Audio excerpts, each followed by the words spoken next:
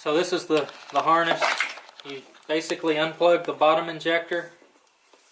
You plug this into the connector that came off the bottom injector, and you plug this other, the gray wire, into the injector itself. It's that simple. So the black plugs into the brown, and then the gray plugs into the injector. Yeah. Okay. And you can't screw it up. It's you can only plug it in one way, you know. So we got to pull this cover off to be able to access the TPS on the right hand side of the bike to plug the last connector in. This one or this one? No, it's this one. Correct. This one. Then this one. Holy fuck, that's not gonna be any fun.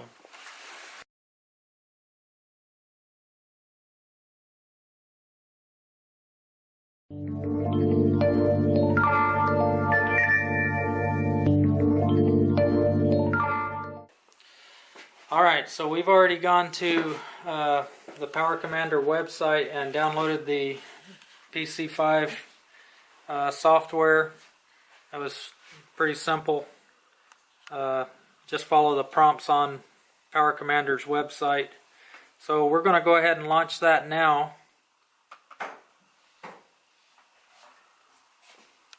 I'm also going to go ahead and connect up to the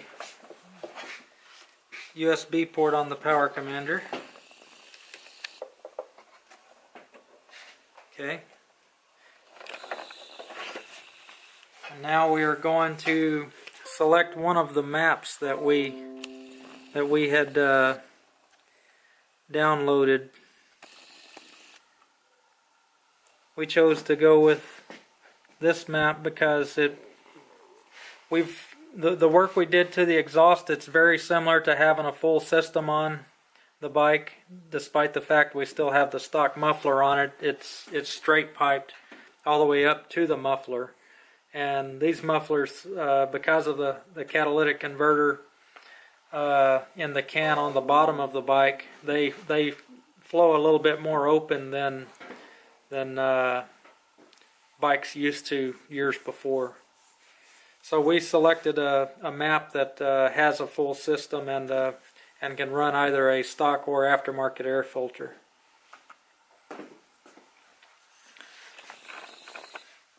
Alright, now that the PC5 software is opened, we're actually going to read the map that's on the Power Commander. You just go down here to Get Map, and then if you click on the map that it pulled up, it'll show you the values, and you can see that there's no modifications. Everything's set to 0.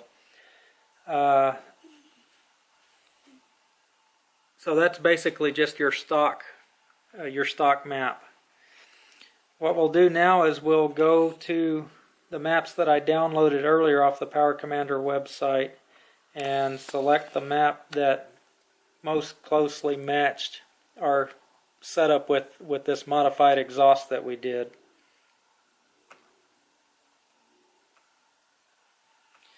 As you can see here with this, they've gone in and adjusted the percentages. Some of the percentages are leaner and some are richer, but if you look at this 100% level for drag racing, we're going to have the throttle wide opened.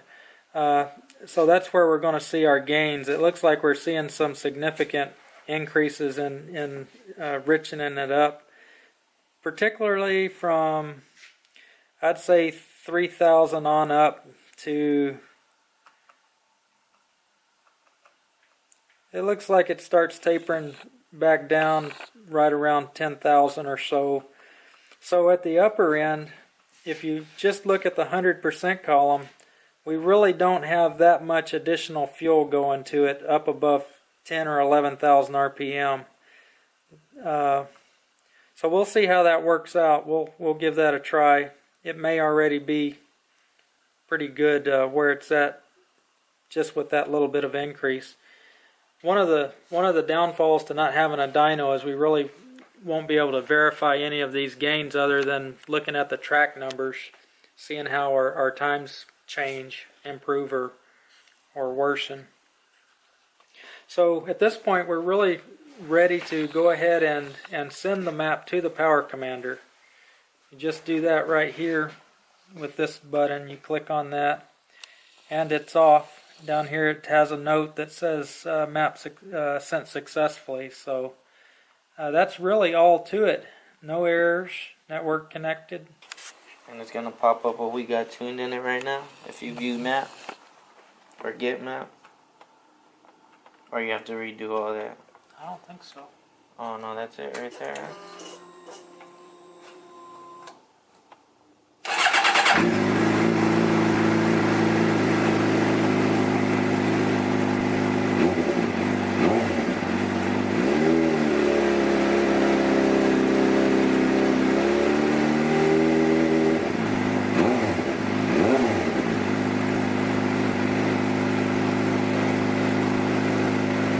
Just too late. We're not going to be able to romp on it tonight. You know, it's already what? Holy shit! It's almost 1 o'clock. It's almost 12:30 in the morning.